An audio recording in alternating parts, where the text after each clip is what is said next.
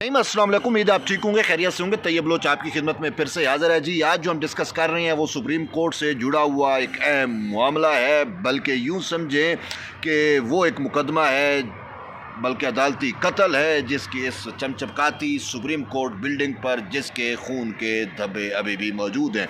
ये जहाँ पे मैं बैठा प्रोग्राम कर रहा हूँ, मेरे बैक पे जो है वो दोनों अतराफ़ में दो तख्तियाँ लगी हुई हैं। एक शहीद ज़ुल्फ़िकार अली भुट्टो की तख्ती है, एक बीबी शहीद बेनज़ीर भुट्टो की है।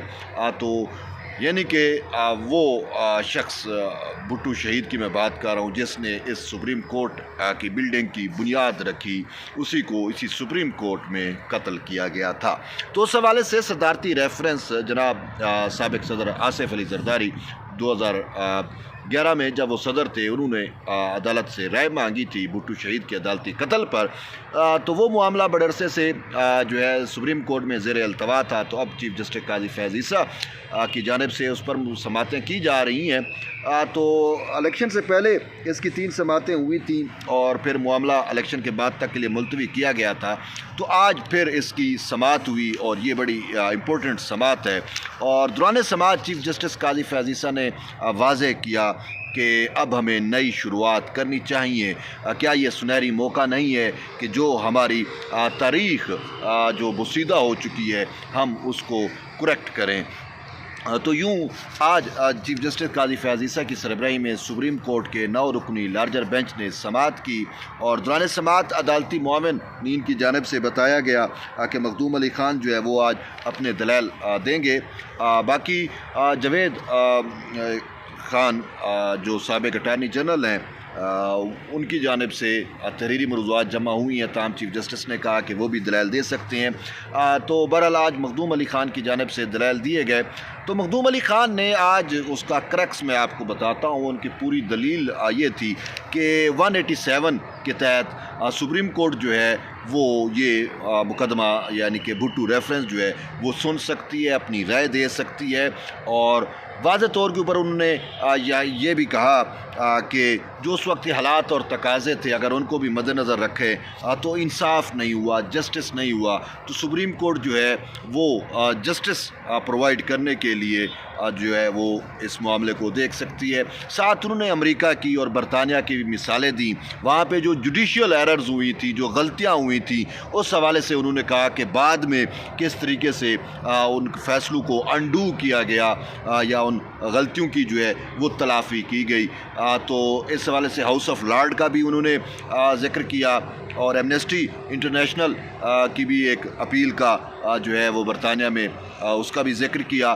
तो बेसिकली वो ये मौजू बांध रहे थे या अदालत को बताना चाह रहे थे कि सुप्रीम कोर्ट ऑफ पाकिस्तान के पास भी इख्तियार है। महज ये लंदन और बरतानिया में या अमेरिका में ऐसा ये नहीं होता कि कोई अगर बड़ी गलतियां हो जाती हैं, बाद में तारीख को करेक्ट करने के लिए उनकी तस्दीक की जाती है। तो उन्होंने कहा कि पाकिस्तान में भी ऐसा हो सकता है। भुट्टो शहीद का रेफरेंस आर्टिकल 187 के तहत जो है वो सुना जा सकता है। दौरान समाज जो है मखदूम अली ख़ान साहब की जानिब से जो है वो अदालत को ये बताया गया कि जो उस वक्त के हालात थे उनको भी देखना होगा। और इसके साथ साथ उन्होंने अपने दलाइल के अंदर एक बात तो ये वाज़ेह की कि जो जजेस थे वो जो है उन्होंने अपना तअस्सुब, जानिबदारी थी, उनकी तअस्सुब था, जानिबदारी थी, ये भी हक़ाइक़ पर चीज़ें मबनी है।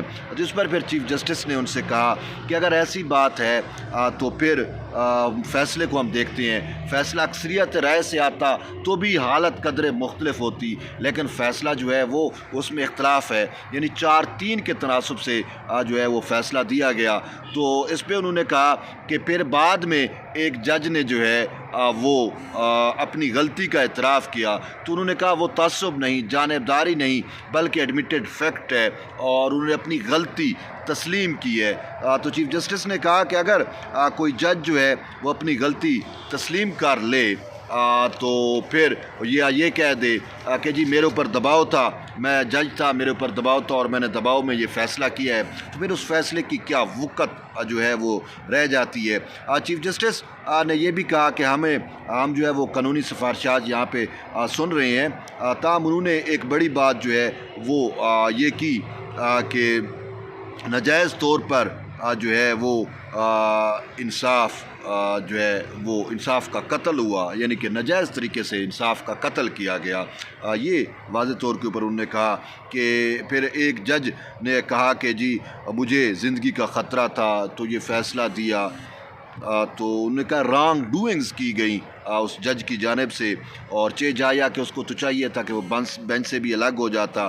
پھر جو ہے مخدوم علی خان نے کہا، بلکہ چیف جسٹس کا یہ کہنا تھا کہ جو اولڈ رولز ہیں ان کے مطابق نیچرل جسٹس جو ہے وہ ہونا ضروری ہے۔ چیف جسٹس نے کہا کیا ہم جو ہے وہ پرانے کیس کو دوبارہ کھول سکتے ہیں؟ تو مخدوم علی خان نے کہا کہ جی عملی طور پر اس کو کھولا جا سکتا ہے۔ تو اس کے ساتھ ساتھ جو ہے وہ چیف جسٹس نے کہا کہ ہم جو ہے پھر اگر یہی بات ہے تو پھر ہم کمرے میں ہاتھی کو تو نظر انداز نہیں کر سکتے، یعنی ان کا کہنے کا مطلب یہ تھا کہ انہوں نے بعد میں اس کو وضاحت سے بھی کہا کہ اس وقت مارشل لا لگا ہوا تھا تو ہمیں وہ چیزیں بھی دیکھنی تھیں۔ پھر انہوں نے جو ہے وہ پوچھا، جسٹس منصور علی شاہ نے پوچھا کہ جب مارشل لا تھا تو وہ ججز نے حلف کیا لیا تھا؟ تو پی سی او کا حلف لیا تھا، تو اس پر کہا کہ جی نصرت بھٹو کیس میں ثابت ہوا، بلکہ وہ حلف بھی نصرت بھٹو کیس کا جو ہے وہ حلف حصہ بنایا گیا کہ اس کیس میں کہ ان ججز نے پی سی او کا حلف اٹھایا ہوا تھا اور پی سی او کے تحت انہوں نے یہ فیصلے دیے تھے۔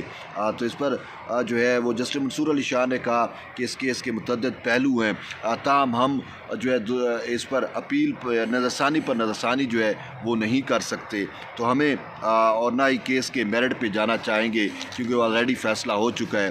ہم یہ دیکھنا چاہ رہے ہیں کہ یہ جو ہمارے پاس ریفرنس آیا ہے جو اس میں رائے مانگی گئی ہے تو ہم کس حد تک اپنی رائے دے سکتے ہیں، اور کیا اس حوالے سے یہ ہمیں اختیار ہے اپنی جو ہے وہ رائے دینے کا۔ تو چیف جسٹس آف پاکستان نے بڑی بات کی۔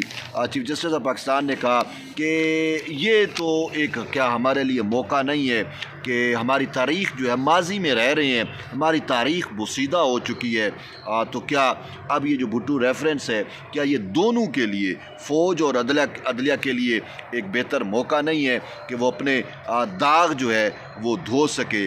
اور چیف جسٹس نے یہ بھی کہا کہ بھٹو کے عدالتی فیصلے سے کیا عدلیہ اور فوج کے درمیان کوئی لکیر تو نہیں کھنچ جائے گی، ہمیں یہ بھی دیکھنا ہے۔ پھر وہ یہ بات انہوں نے کی کہ فیصلہ 4 اور 3 کے تناسب سے ہے، پھر ایک جج کا اعتراف کرنا جو ہے کہ میرے اوپر دباؤ تھا تو پھر ساری صورتحال واضح کرتی ہے کہ ان کا جو ہے وہ انصاف نہیں دیا گیا تھا، بلکہ انصاف کے نام پر ان کو سزائے موت دے دی گئی۔ تو پھر یہ بھی کہا کہ کیا ایک ایسا معاملہ جس میں ایک انسان کی جان سٹیک پہ لگی ہو اور اس میں 4-3 کے تناسب سے اگر ایسا کوئی فیصلہ آئے تو پھر کیا اس میں جو ہے وہ اس کو سزا دی جا سکتی ہے؟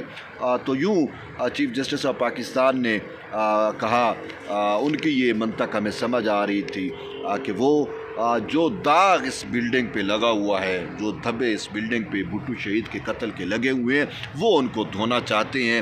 اب دیکھتے ہیں کہ کتنی حد تک دھوتے ہیں، کیا کرتے ہیں۔ تو بہرحال کیس کی سماعت جو ہے وہ پیر تک کے لیے ملتوی کر دی گئی، اور اس میں جو سب سے بڑی بات ہے وہ یہ ہے کہ چیف جسٹس نے حکم نامہ لکھواتے ہوئے کہا کہ ہم اس میں سب کو سنیں گے، عدالتی معاونین کو سنیں گے، اور پھر جو فریقین بنے ہیں ان کے وکلا کو بھی ہم تسلی سے جو ہے وہ سنیں گے، اور پھر جا کے ہم جو ہے وہ کوئی فیصلہ کرنے کے اہل ہوں گے۔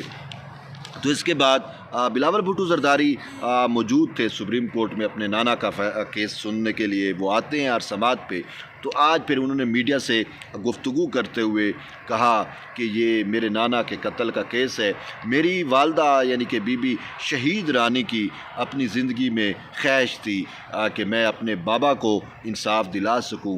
تو انہوں نے کہا کہ وہ تو انصاف نہ دلا سکیں، لیکن صدر آصف علی زرداری نے جو ہے وہ اس حوالے سے اپنا اہم کردار ادا کیا، اور انہوں نے بطور صدر جو ہے وہ اپنا ریفرنس بھیجا بھٹو شہید کا، تو آج اس پہ وہ سماعت ہو رہی ہے۔ تو اس پہ انہوں نے کہا کہ یہ مقدمہ قتل کا مقدمہ ہے، اس میں لمیٹیشنز نہیں ہوتی، جی وہ جو ہے ہو گیا फैसला भी हो गया। तो उन्होंने कहा कि भाई FIR तो देखें कि FIR भी उन्होंने कहा कि हम चूँकि मेंबर हैं, फैमिली मेंबर हैं, तो हम FIR भी तो कटवा सकते हैं। तो उन्होंने कहा कि मुझे उम्मीद है कि अब जैसे चीफ जस्टिस काजी फैज़ ईसा को कोट करते हुए बिलावल भुट्टो ज़रदारी ने कहा कि जैसा कि उन्होंने कहा कि हमें अपनी गलती को दुरुस्त करना चाहिए, इन दाग को धोना चाहिए।